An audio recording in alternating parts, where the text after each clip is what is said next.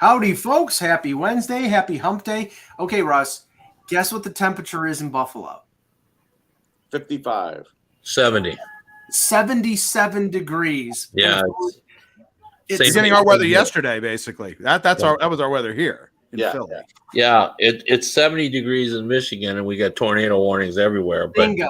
everybody in the country has, because it's cold air and warm air mixing. So so it's like we're going to get 55-mile-an-hour winds and tornado watch. So it's just beautiful. I heard just an incredible stat. You don't know what to, because I heard it on TV, but it wasn't, like the Weather Channel and everything. Someone said 80 million people at one point yesterday were under a tornado watch. Wow. Like 80 million people? Like, that's how widespread the situation was. That's Insanity. Wow. Insanity. Yeah. But don't worry, there's no global warming. So Exactly. Climate change. Okay. All right, Russ. Start us off with the pre-show, and then Kevin's got something after that. Yeah. So tomorrow I'll go to Mets opening day. I've been to every opening day since 1988. So it's the one day of the year where I will be very positive about the team for the entire game. I will look at the grass. I will hope that the weather's decent. The food will taste good. The friends will be there. And so it's the one day of the year you could be happy, even if you come into the series with a losing record, because it's not the season opener. It's okay. It's the home opener. I've always taken solace with the home opener. And really, it's better than any other sport. Like, I've been to openers in football. I've been to openers in every other sport. But baseball has it nailed down. And I think it's just because it's spring, and it's spring. And, generally there isn't a person that hates spring. I think there is on this panel. But I mean, listen, if you get in, if you suffer from spring allergies, obviously you hate it. But that's not me, thankfully. Who are the Mets playing? The Marlins. Oh, and this is also, Mike, this is the rubber match today of the me versus you series. Yeah. What is me versus you? Who is that? Phillies and Yankees. Oh, okay. 1-1 going to a rubber match starting at this point. The game. I think Cole is pitching today, so since he's on our fantasy baseball team, he'll get hammered. So Philly's got Nola, so you know how he is, a slow starter. So, but Kev, go ahead. Well, it's interesting because we always talk about I always joke with Mike about and I do believe this is true, that he looks for things to dislike. That's part of his sports shtick. He watches things, and I just realized that I'm the exact opposite. I'm always looking for little things that I like. And I saw one, and I thought Russ would be appreciative of this too, because he's a Mets fan. On MLB Network this morning, they did a pretty comprehensive look at spending in baseball and the impact on competitiveness.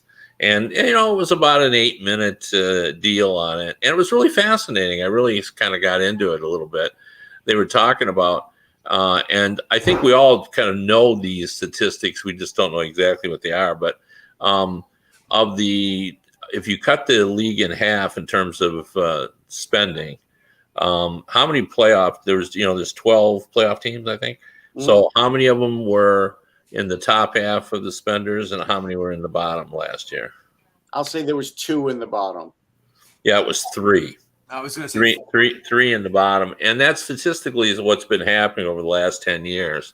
And if you want, you got to be, like north of 100 million, like, who knows? I mean, the Orioles have looked pretty good this year, but, like those bottom 6-7 teams are not really in contention, right. To say the least. But here's the part that I thought was interesting, because I'm always kind of fascinated about analytics. Of the 3 teams that were not big spenders, that were playoff teams, 2 of them were high-level analytics teams who scored in the top 5, and the Cleveland team, which analytically is a very good team as well. So, but what stops them, Kev, in my estimation, what stops them is they don't invest heavy in pitching. They're just using pitching that's mostly homegrown and occasionally bought, but the cheap guys a year or 2, and it's very hard to win that way.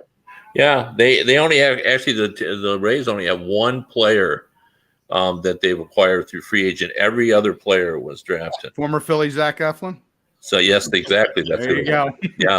Yeah. They spent for him. They paid him. I watched him pitch too. He pitched very well. I think it's the biggest contract they've ever signed for a free agent. Well, yeah, they are doing something a little bit different though. They're actually, like Wander Franco. They've signed in the long term. I think there's 6 or 7 guys now.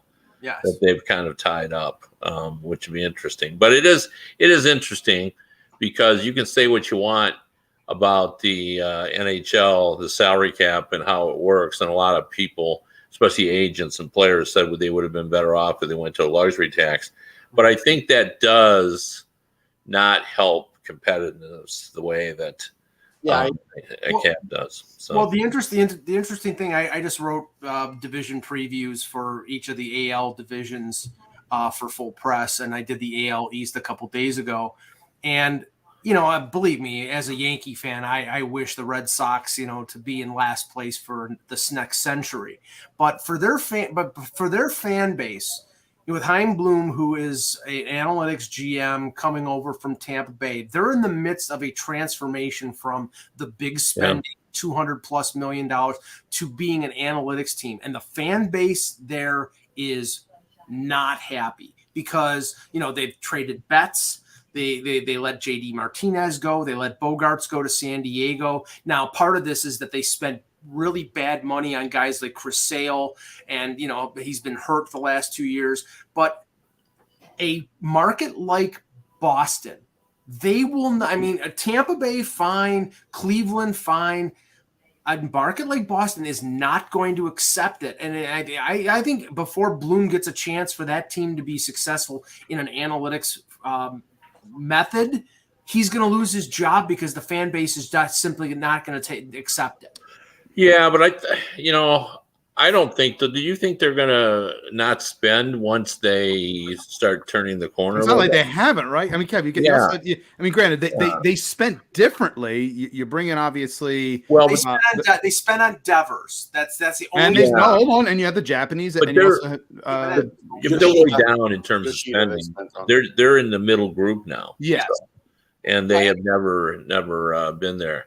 And this is the first time that ownership has ever spent this less money, Right. So, but I get the feeling that to me, they're going to pull a New York Rangers. They are. We're rebuilding, and then 18 months from now, they'll be spending $250. You explore the margins. You see what players you can get in under a good budget who really gives you a good contribution, and then you splash for larger free agents. Are they going to be in on Ohtani? Are they going to be in on Juan Soto? Well, Ohtani's probably not in on them, so I don't think you'd have to probably exactly. I mean, analysis of the market and everything else, and I would say probably not, but. There's other players that are going to shake loose. Yeah, of course. The one thing that they didn't discuss on this piece, which I'd love to see someone do a good hard piece on, because we've all talked about the preponderance of Tommy John surgeries that we're seeing. I wonder what kind of impact that's going to be on spending. Now, thus far, considering what they gave Verlander and Scherzer, I'd say it's had no impact. But sooner or later, I mean, if we're going to lose pitchers at this percentage rate, you can't afford to tie these guys up for that kind of money. And I do wonder, Kevin, especially just use an example in Philadelphia with Aaron Nola, why I think there's such a gulf between, obviously going into the season between Nola and the amount of workload he's had on that shoulder too. And if you're going to go 6 years on a guy, and he's, I think that's a big part of the consideration here. And they're looking at some of those contracts and looking at the preponderance of Tommy John surgery. And you have to become concerned, especially if it's a pitcher who's had a substantive workload. Or even an outfielder like Bryce Harper, who had Tommy John surgery, and he's only going to be probably able to play DH until maybe the end of the year. At least that's when they were talking on the Yankee broadcast. They're talking about him. That's the most. I mean, that's been known here in Philadelphia. I'll tell you what the Mets' philosophy is now with this. If they sign a player, to a fairly long-term deal, Scherzer and Verlander aside, they're figuring 1 year in now for a catastrophic injury, and that's what I think teams are starting to do. They're going to be like, all right, look. We know during this guy's career, there's going to be a year where he's not going to pitch, and we're factoring or not play, or again, Phil, the Phillies really lucked out with regards to the fact that the DH had come in the National League, or they would have been without Bryce Harper. Yeah. Right. Yeah, I think they're factoring that in for pitchers. I do. Well, they did. The only thing they said about the Mets on as part of this, and it was interesting because I never heard him say this, but apparently the owner basically alluded that he's going to be very Steinbrenner-esque, like where if he makes a mistake, he's just going to go get another player, like Steinbrenner used to do. He's never really stated that out in public, though, that I've seen. Well, Russ, I don't think he's going to be exactly. Hold on, I don't think he's going to be exactly like that. I do think he's not going to be deterred from spending, but I don't think he's just going to spend to spend. He hasn't. No, they weren't saying that. They were saying that he's, how Steinbrenner, if he made a mistake, like he wouldn't be discouraged by that. He would go out and just get another guy. Yeah, that's what they think he's going to do. Right. As well. So and then we'll start the show. The interesting thing, Russ, is after the 7:30 games last night, I was flipping through the channels and saw the Mets post game, and they lost to Milwaukee, and the panel were like, well, if they were successful getting the hitter over the winter that they should have gotten, you couldn't help the Diaz injury. That was a fluke. And, now we'll have to go out and spend to get a reliever. But if you have an unlimited budget and you're all of a sudden saying you need an extra hitter, why the hell didn't your GM go out and get an extra hitter? No, they're talking about Carlos Correa, and I don't blame the Mets for backing out of that deal. I don't. That's what they're hinting at, and it's a bad take in my eye. Okay.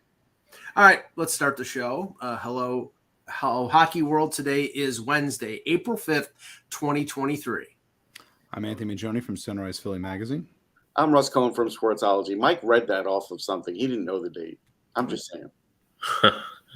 Anthony's got the longest title now. I'm just Kevin Allen. No title. I'm here once in a while, Kev. What do you want? Yeah. You remind people. Hey, hi, guys. I'm Mike. And I'm Michael Lagello, and this is the Hockey Buzzcast here on HockeyBuzz.com. All right, let's start with some of the key games last night. Not reviewing everything that happened in the games, but just the outcome and where it puts the races, which are still very interesting in both the East and the West. I watched a lot of the Florida Panthers Sabres game because the Sabres season really rode on the outcome of that victory. They had games in hand, and everything happened that they needed to happen in terms of the out-of-town scoreboard, but they needed to win in regulation over Florida. Florida did not have Bobrovsky. They had Alex Lyon in goal. The Sabres surprisingly started Devin Levi, rookie, coming out of college, his second start. That wasn't the problem with them in terms of, he played very well, but they lost 2-1 on a Matthew Tkachuk third period goal. So let's just start with where the Sabres are at, because now I think pretty much mathematically they're done. They're 6 points out. You've got three teams in the Islanders, the Panthers, and the Penguins within a point of each other. So the Sabres would basically have to run the table, and two of those teams would have to lose most of their games for them to catch up. Russ, there's a lot of talk on Buffalo radio today about Devin Levi and how well he played in these two games. And, of course, drawing the conclusion, oh, my God, we found our starting goaltender. I mean, do they realize that the Sabres were on their absolute best behavior in terms of being defensively responsible in these two games because they had a kid coming out of college, and that the way they played in these games is not the way that they've played in front of the other three goaltenders, and you can't expect them to play like that next season. Yeah, I think they're in a dangerous spot, and the media is I don't think the team thinks the same way the media does, because the media is kind of willing Levi into getting them into the playoffs, which is completely unrealistic. I think what's happening here, though, is the same thing that happened with Pekka Luukkonen last year when he started winning some games, and everybody's like, okay, see, he's our guy. And it's like, no, these guys aren't developed yet. They take longer than this to develop. Now, Pekka Luukkonen has taken longer than probably most thought, but if you look at his games isn't that high still. So it's like there is still some tread there to think that he could still do something. But the dangerous thing is going into next season thinking these could be our two goalies and we can make the playoffs, because that's not going to add up. They're still going to need some sort of veteran goalie, and if they don't do it, they're not going to make the playoffs. So Kevin, looking at the Sabres right now, Levi is he's burning the first year of his ELC this year. Luukkonen, he's no longer waiver exempt after this season. So, if he does not win a job or, then, they could lose him on waivers if they tried to send him to Rochester. Craig Anderson is likely to retire at the end of the year. And Eric Comrie's got a year left, making less than $2 million, but he has not played well. In Buffalo, I think the prevailing opinion is this team needs a veteran goaltender to pair with either Luukkonen or Levi while they say Levi plays in Rochester a year. But the sentiment that I was talking about in terms of, what the Buffalo radio stations and the fan base are saying, Levi, we found our guy. He's 21 years old. You don't throw young goaltenders to the wolves at 21.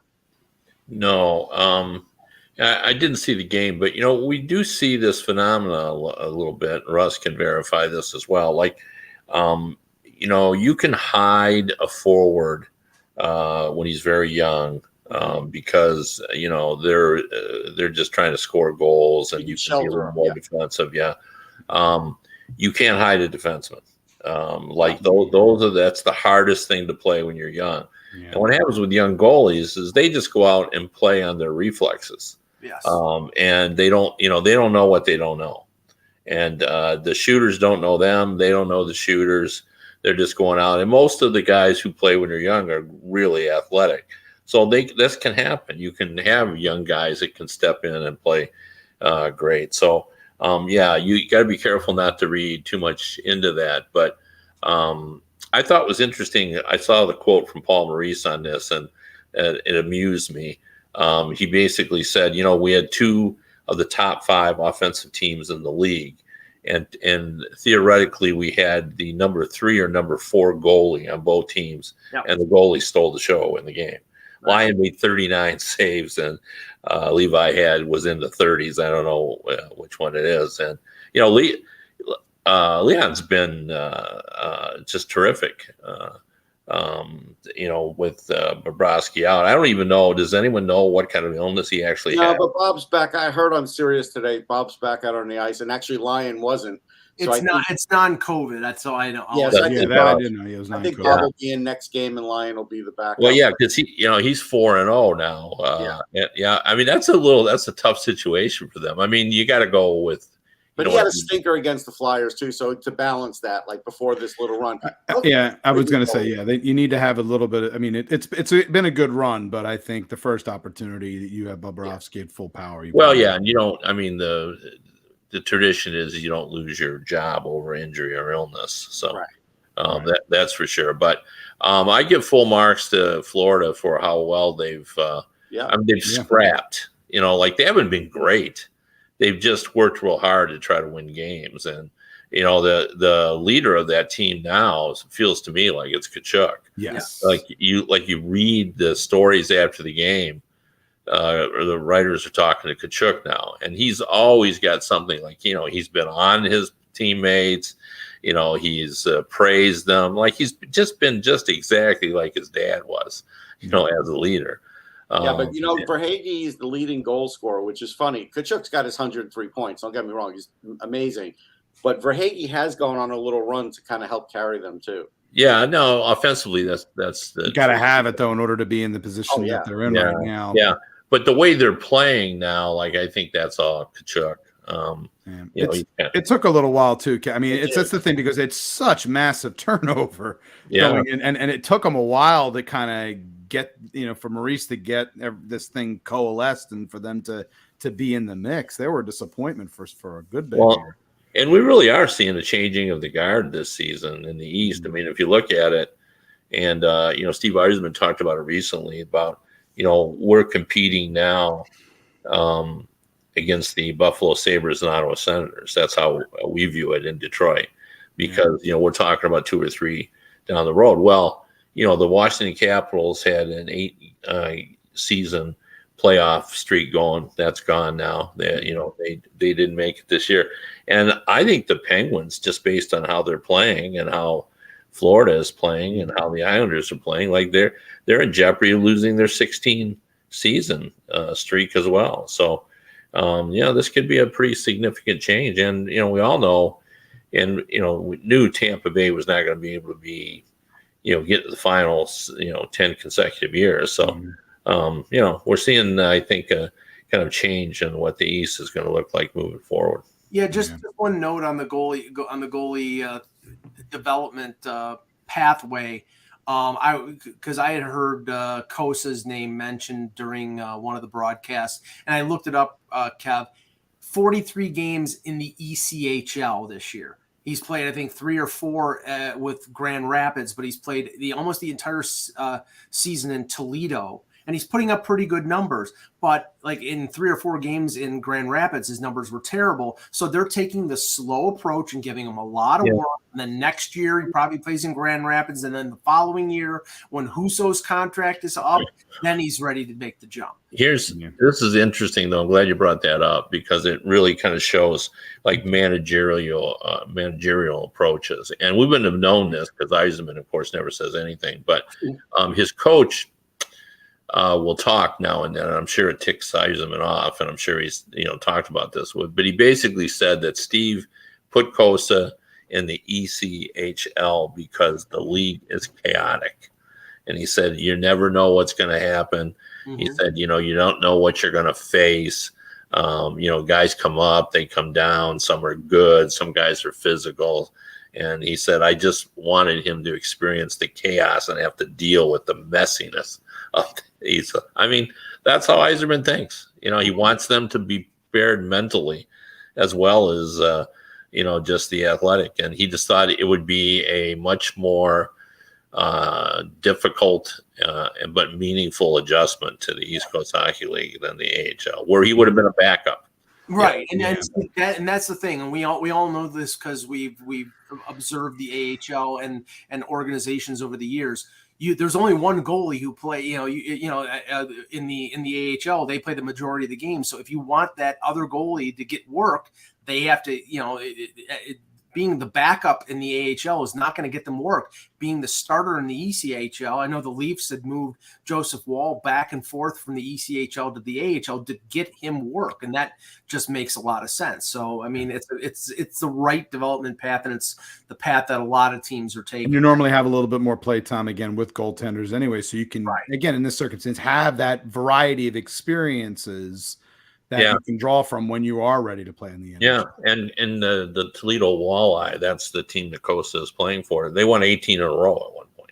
So with all the up and down that was happening, because the Grand Rapids Griffins, they were losing players left and right to the Red Wings because of all their injuries. So they had to dip into the Walleye, and they were bringing with all that going on. And Costa, I think, played, I would say, 2/3 of those games, maybe more. Down there. So, he has had a pretty good run down there. Now, the other key game in the wild card race in the East was rather one-sided. The Devils pummeled the Pittsburgh Penguins 5-1. Dawson Mercer with a hat trick. He's got 27 goals. Pretty good year for him. But the Penguins, Jari plays, gives up 5. They're not playing particularly. And man, the funny thing was that they won 4 in a row. They were hot. Now all of a sudden they're cold. And now everybody's at the same amount of games. No games in hand. 78 games played, and it's Florida and Islanders. I think it's at 87, and Pittsburgh at 86. So the race isn't over with by any stretch, Russ. But I look at this, and again, I think the Islanders, even though they have the best goalie, they don't have the best offense, and it could come down to who has the best offense over the last 4 games of the season. Yeah, I mean, Pittsburgh does this. They win a couple, they lose a stinker. They win 3 or 4, they lose a stinker. Like, this has been their pattern for a while, and I know it drives their media crazy. The Islanders do get a break, though, because the Vasilevsky's facing the Rangers tonight, so Brian Elliott is going to face the Islanders. There you go. So that's going to be a key game. If they lose that game, that will really cost them. They actually have to win that game because they've got Elliott in there. But, yeah, it's right down to the wire. The math, I still think, favors Florida getting in, but now I can see where Pittsburgh might not. But, but again, we'll see. I mean, there's still those players on Pittsburgh that once in a while will wake up and have these games. And I won't count, at this point, you can't count anybody out. I've been saying it's going down to the last day, and it will. Kev, what are your thoughts on this? Yeah, I mean, I just think the thing that's worrisome from the Pittsburgh perspective is how weak their goaltending has been. It's really been messy. DeSmith has not been the same goalie he's been in the past when he was a real reliable backup. And of course, Jari has been a disaster this year. I think I think I'd rather be in the Islanders' position because their goaltending is really consistent. And even though statistically they're the weakest offensively of the team, not lately. If you look at it, someone said over the last 15 games, they're scoring at the same rate that the other two are. And in third period scoring, they've been dominant. So they are scoring enough goals now. So we'll kind of see what happens. But and at the end of the day, Kevin, I feel the Horvat acquisition. I mean, from and maybe not necessarily always from the statistical standpoint, but I think it just stretches the Islanders lineup out so much better now in terms of them being able to match up with other teams better, especially from a defensive standpoint too. Yeah, I mean, it's kind of it's got everybody playing where they should be now because he is slotted in and everybody, kind of moved. So I don't know. I mean, I wouldn't want. It's a tough predict because the Penguins are very experienced. They've seen this before. The Islanders have the goaltending, but Florida's playing pretty hard. Yeah, Tkachuk seems pretty determined. So each team has got some reason to be optimistic. Do you think also one other question, Mike? Do you think the NHL in some ways? I mean, they're kind of holding their breath on with regards to Washington's out, so Ovechkin's not playing in this postseason, and the possibility of Crosby not being in it. I do kind of wonder, in New York right now, whether or not they're a little nervous about that possibility for the first time in a long time. Yeah, I think you're right that they're a little hesitant because Crosby is still considered a top 5 player in the league. But I'll just say this: Pittsburgh, and I've learned that you can look at a schedule and say, "Oh, that's easy," and then they lose games that they should win, but after playing Minnesota tomorrow, Minnesota is in a tight battle in the Central. They play at Detroit, Chicago, and Columbus. Those are Detroit is one of the hottest teams in the league right now. Detroit is one of the hottest teams, but then Chicago, Columbus, they're in the battle for the Bedard Cup. So that's right. One thing to mention also about the Devils, because I see Esmir's talking about Mercer. I went back and looked. I had Mercer ranked 12th. He went 18th. The reason that teams didn't necessarily jump on Mercer at the beginning is because he didn't have overwhelmingly unbelievable numbers in juniors. He had good numbers, but it wasn't anything super fantastic. But with the Islanders, what the Devils have done is that first year they did shelter Mercer, and that helped them when they threw him in the lineup. And now he's just grown. And actually, at the age of 21, right now he has the most goals in that draft class. But that's good for the Devils. It shows that while Hughes took a little longer to develop, he developed, and Mercer developed. So, their player development's good. With the Islanders, their 4 games remaining, like Russ said, Tampa on Thursday, and they'll get Elliott in that game. The home game against Philadelphia, at Washington and Montreal. So that's not exactly really difficult either. But, it can be. Now, I know Florida plays Toronto in one of their 4 remaining games, but that game might be meaningless to the Leafs because they're 6 points ahead of Tampa Bay. And the funny thing is, Russ, those games for Tampa Bay might be meaningless because they're 6 points behind the Leafs and they're not mathematically eliminated or in terms of catching up for second place. But Florida plays Ottawa, at Washington, Toronto, and Carolina. So Florida's got the most difficult in terms of strength of schedule than they have home games at least. They have 3 home games. That's true. So that's the help for them. But it's going to be hard. That's for sure. Yeah. So the Leafs did something that they normally don't do, Russ. They beat a team that they should beat. They beat Columbus last night. And I joked with somebody, that Jet Greaves was playing his first NHL game and that he would make 52 saves. and he almost did. I think he made 48, but the Leafs still won 3-2 or 4-2 on an empty net goal by Matthews. So they're 6 points up on Tampa. And now let me ask. I want to ask everybody this. So the Leafs, they're 6 points up with 4 games to play. They play Florida and Tampa back to back next week. The game will mean something to Florida, obviously, like we just discussed. The game against Tampa might mean nothing because they're so far ahead of them, but it is sort of setting up the playoff series against Tampa Bay on the 17th or 18th of April. If I'm the Leafs, I'm not playing Matthews. I'm not playing Marner. I'm not playing any of my key players because I know that Tampa and guys like Maroon and guys like Perry are going to run at the Leafs stars. They will do that because that's the type of team that they are. So, I mean, if you were Toronto, would you sit those guys if the game is meaningless, or would you play them? No, I'm playing them because I'm going to be playing them in the playoffs. And if I sit them, then they're going to be chirping me the entire game. Yeah. If you're down 5-0, then don't play him in the third period. But Ryan O'Reilly's playing next game. So clearly, that's something where the Leafs are like, hey, we got to get him in there and get him going. Are you going to sit him for that game? No. Yeah. I feel like you have to, if you're locked in against that team. So you need to, opportunities to measure certain things, to also have that stuff on video as well in terms of your most recent performances. I think those guys do need to be in the lineup. Yeah, and this isn't, you're not talking about Patrice Bergeron, who's 37 years old. You're talking about players that are in the prime of their careers, and I guarantee you, Austin Matthews wants to play. Yeah, he doesn't want to sit. But I'll bet even money, or actually I'd probably give odds that Wayne Simmons and that Luke Shen will be in the lineup because they'll want to be prepared in case. Well, that's fine. That's fine. That's the reason why you have those players, is for the pushback. Right.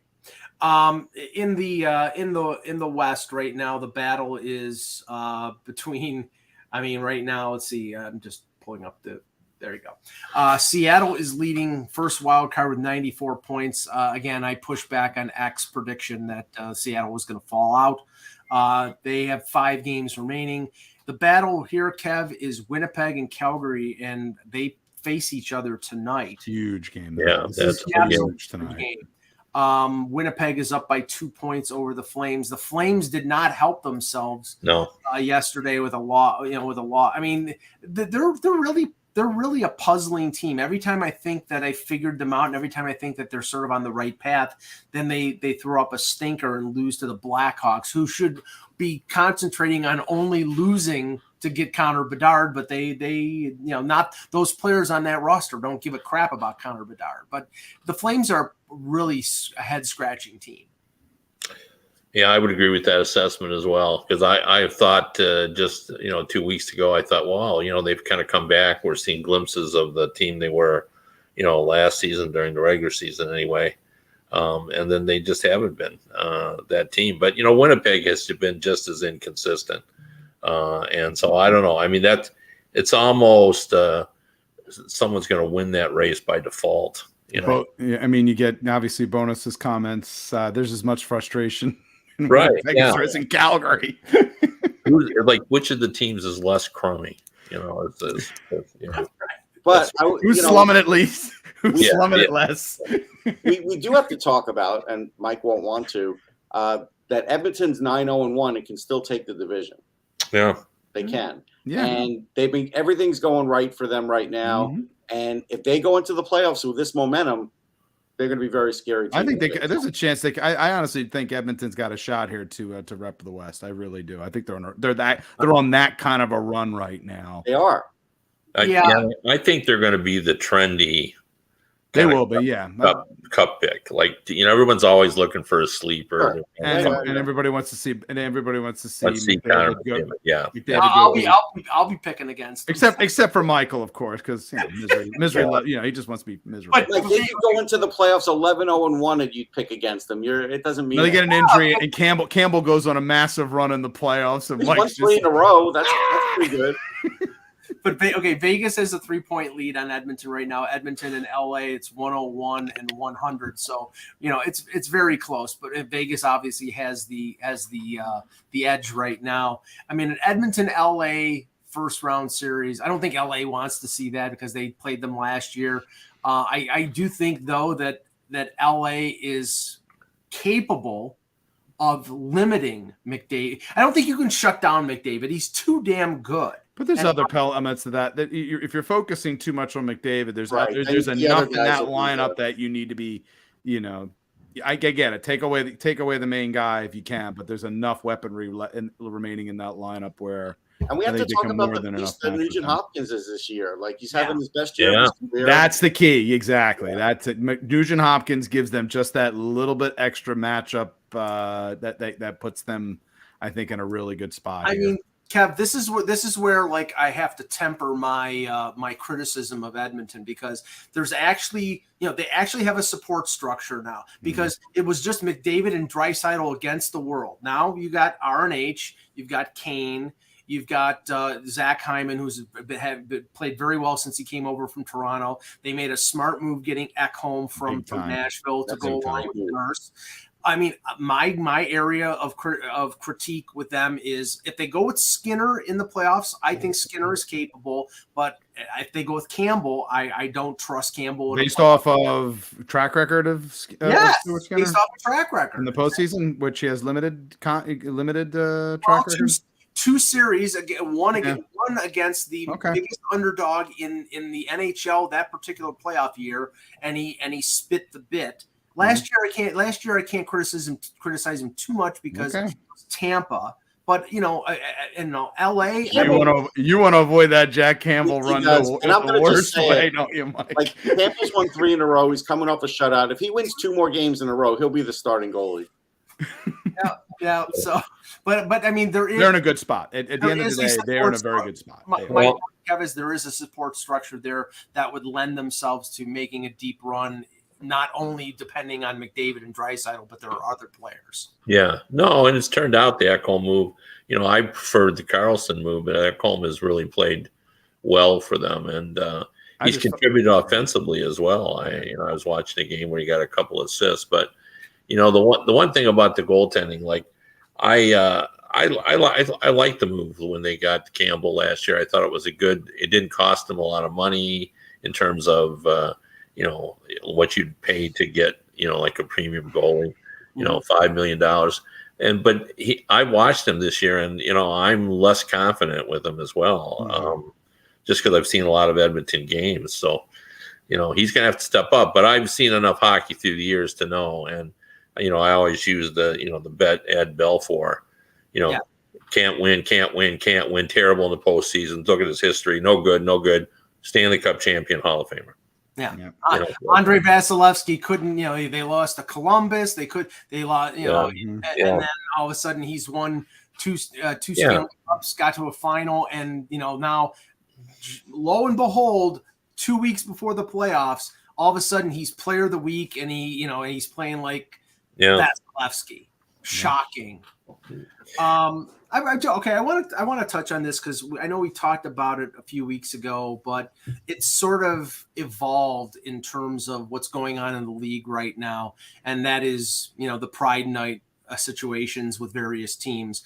The Leafs had their Pride Night last night, and they did not wear a Pride jersey. They wore Pride decals on their helmets, and they and tape. Certain players wore tape on their sticks, and they had I know that they had Megan Duggan talk to the players, the Leaf players, and there's they're a very evolved, very forthright organization. But Brian Burke started the You Can Play movement in Toronto back in, I think it was 2012, and Morgan Riley and a number of players are very involved in the LGBTQ community in Toronto. But Kev, I think we've seen it evolve. We've seen the Russian players have an issue with it because of the things going on in their home country. I know Ilya Samsonov did not, he participated in the Pride night when he was in Washington, but because of the politics of his own country, he opted not to wear it on his helmet in Toronto. And Gary Bettman came out, I think it was last week, and said we have to reevaluate how we approach Pride Night. And when we were talking about this originally, I said these teams, I'm all for them doing Pride Night, but if there are certain individual players and they don't want to participate, and you're sort of putting them out front and opening themselves up to criticism, or in the case of the Russian players, putting their families in danger, then the league sort of has to maybe adjust this a little bit. Yeah, I'm not so sure they are in danger, but we'll have to.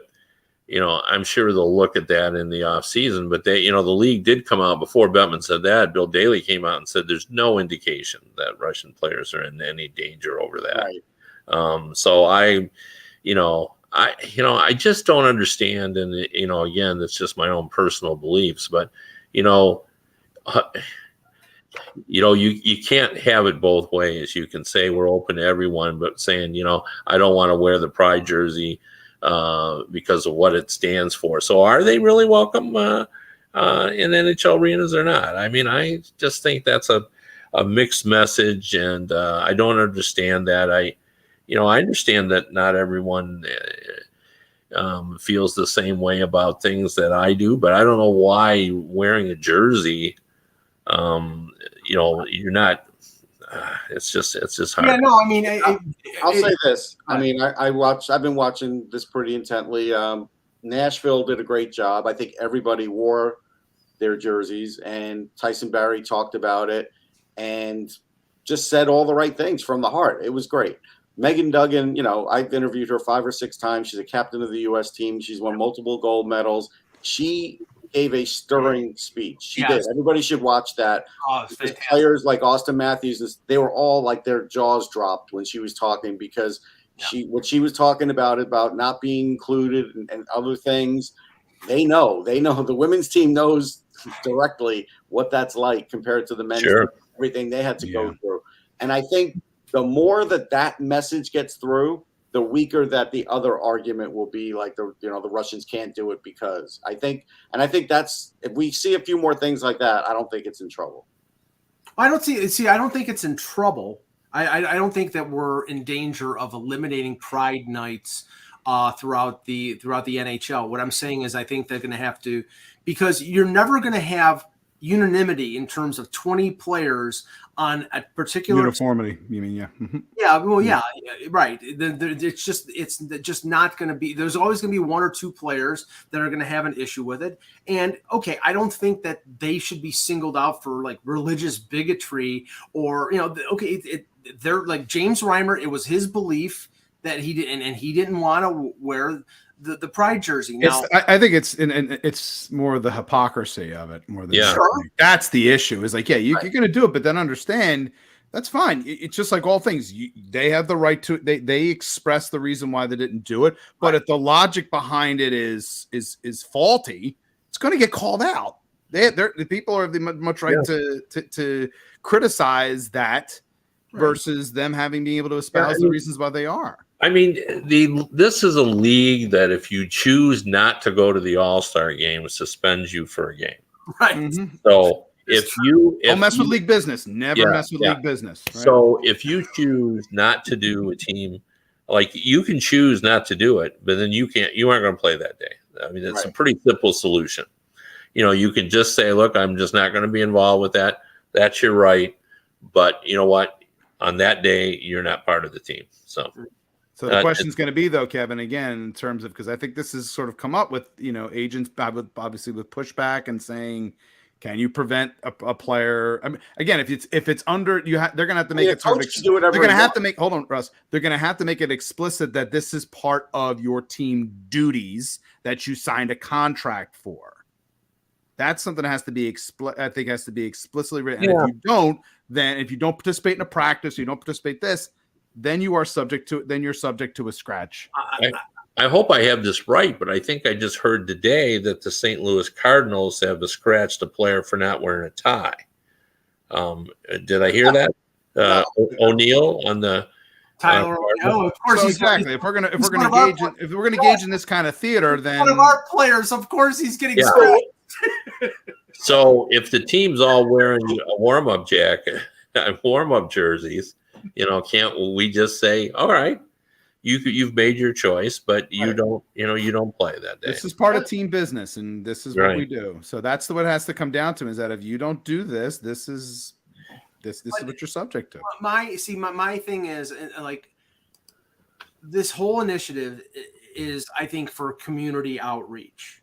And I think, obviously the NHL wants to reach out to the LGBT community, and to there's a benefit for them, and not only outreaching to different lifestyles and whatever, but also to get more people to come to their games.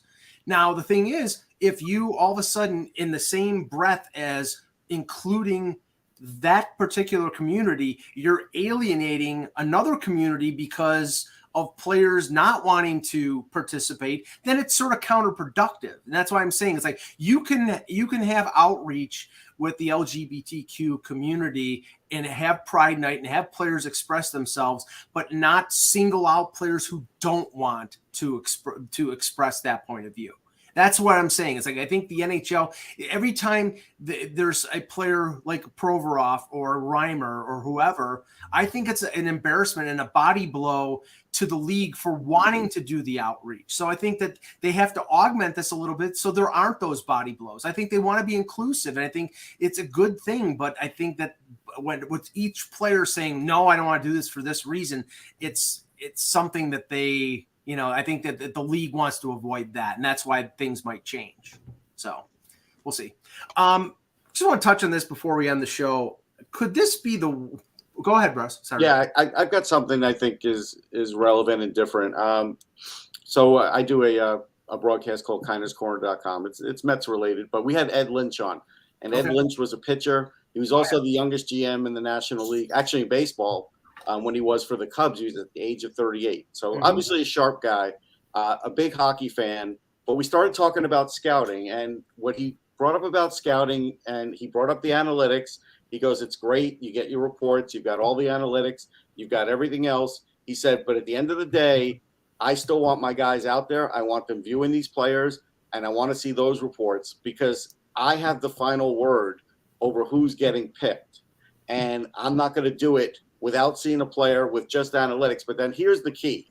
And this was the key point that I had heard before from a scout that had a director of scouting that's been retired now, maybe for 2 years. And the key is, he said, I don't want to read analytical reports about other leagues other than this league that he's going to be playing in now. I don't want to see him in college. I don't want to see him because his belief, and it's true, especially with hockey, because there's very little connective tissue for someone playing in the SHL, for someone playing in Finland, for someone playing in the Canadian Hockey League as a predictor of what they're going to do in the NHL analytically. And this other director of scouting told me, he said, when there's a way to connect all of that and it starts to work and it makes sense. So in other words, it becomes a true predictor of when he does this in this league, he could do this in our league. I'm not going to put a ton of work into it. And there is a lot of sense to that. Now, this isn't to say analytics don't work, but this is just to say you can't just read analytics. And there are some There's people still a online projection you have to make. that don't You have to see the them. players. They don't Yeah. put the viewing hours in, but they put the data part in, and you can't do that. That's really Well, the interesting thing, and I saw this at the American Hockey League level, Kev, when I was covering the Marlies more than I'm covering them now, where there were people who were doing analytical, who were doing analysis at the AHL level, but there is no uniformity. Like what people were doing in Grand Rapids was the same as the people in Toronto were doing. So in a way, the numbers are meaningless because there's no uniformity. And it's like, if you have statistics that are being and observations that are going on in the NHL, then you know that those numbers are more accurate because everybody is doing sort of the same thing. In the AHL, one guy's doing one thing, another guy's doing another thing, and you don't know what the numbers mean. And that means you can't really accurately evaluate what that player is compared to somebody else. And that's why I've always been a skeptic when it comes to analytics, because I don't think there is a uniform method right now, still in 2023. Well, and I think the teams, first of all, I don't know any NHL team that uses analytics more than they're using, the eye test. I mean, that just we haven't reached that It's point. a tool at the end of the day, Kevin. It's a tool. Yeah. We're not even close to that. Yeah. So that's probably a good thing. But the point I was going to make on that is now there's almost a pride teams have of, I hear it in Detroit all the time. Well, our analytics are a little different. That's what they say. Right. Yeah, ours are a little different. There's almost a snootiness to it. We have basically the measurables that are going to match what I would think is there. I guess we could put it, confirm what we see. Right. Or what we believe, and those numbers will use. Now there's two different things. I know, but that's really, if we're getting down to it, that's really what this is. That's the whole. And you know who I'm borrowing this probably from. You know who this is. Philadelphia's own head coach. Yeah. In this circumstance. The thing about, but like Mike makes a good point. Like, you could hire 3 guys and say, you're doing analytics for the CHL, and every game that you could watch, you're doing every game. And this is the way we want you to do it. You're doing the AHL. You're doing, let's say, the SHL. And, maybe that would be worthwhile. But it's not being done like that. And the leagues aren't going to do it. So you do have to take these things with a grain of salt, because the leagues are so different. Now, with baseball, I think there's a little bit more connective tissue because, the game doesn't change so much. But with these other leagues, there's too much of a. I agree with you. There's too much of a wide gap between the varying leagues for hockey. I think it'd be probably true also if you look at soccer. Obviously, I think soccer obviously uses analytics as well, but it's the same thing with the different leagues. At the end of the day, it's going to be, how do you think their style of play and how they play projects in the way that what the league they're going into is? That's the key there. With more than anything, which is why I think it's more difficult. I think baseball works fine, football probably to American football to a certain extent, but hockey, soccer, I think it's probably a bit more. I think it's a little more difficult if you're looking at it from using analytics from a what we can project a player to be versus your current pro league and utilizing the things that you already have against your opponent. That's different. Okay, guys, great show. By the way, Anthony, 1-0 Yankees. I know. I have the MLB thing here. It's 1-0. I know. And I just saw Donaldson got hurt. So. Oh, he did. I did. Okay. Yeah, kind of enough. Connor Falefa is now in a third form. Boy. And the Mets are leading 1-0. Russ, bottom. Yeah, I'll have them on in a minute. Russ will be going to opening day on Thursday, so we'll be back on Friday with another edition of the Hockey Buzzcast. For Anthony Mangione, for Russ Cohen, for Kevin Allen, I'm Michael Agello. Thank you for watching, and remember, without the buzz, it's just hockey. Go Yankees.